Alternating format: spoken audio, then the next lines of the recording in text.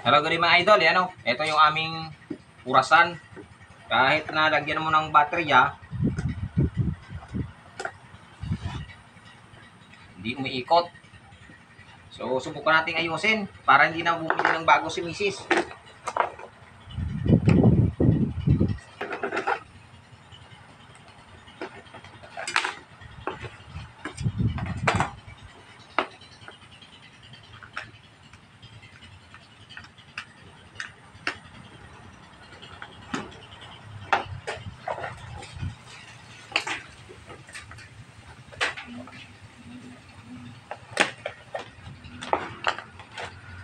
So, ito yung motor ng purasan.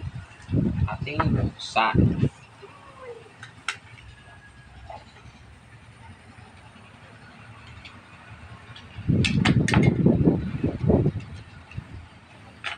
So, ito yung ating bulklak motor. Bakit kaya ayaw umikot?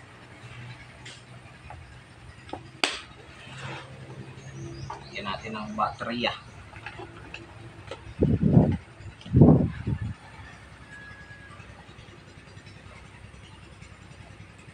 Hanggang punta ng terminal.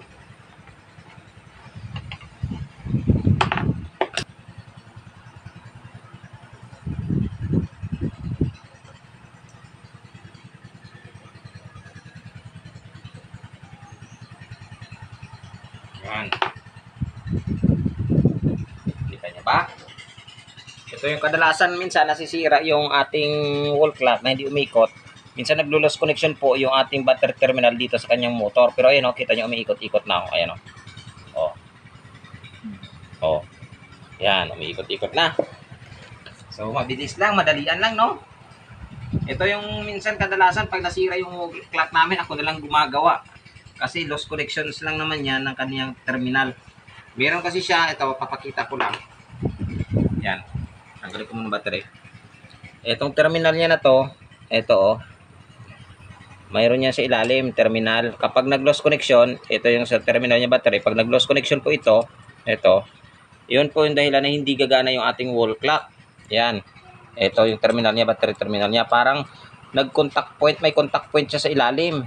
Kapag lumuwag yan, hindi talaga gagana. Pero ito,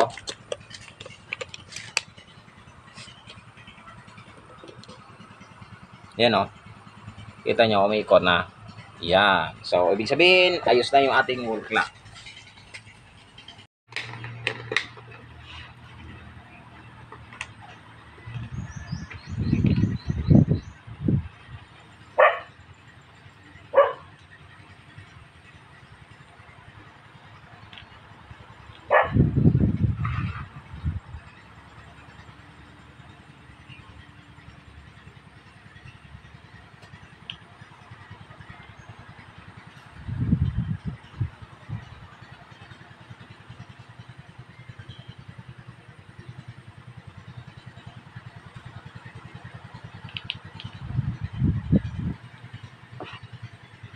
It's done.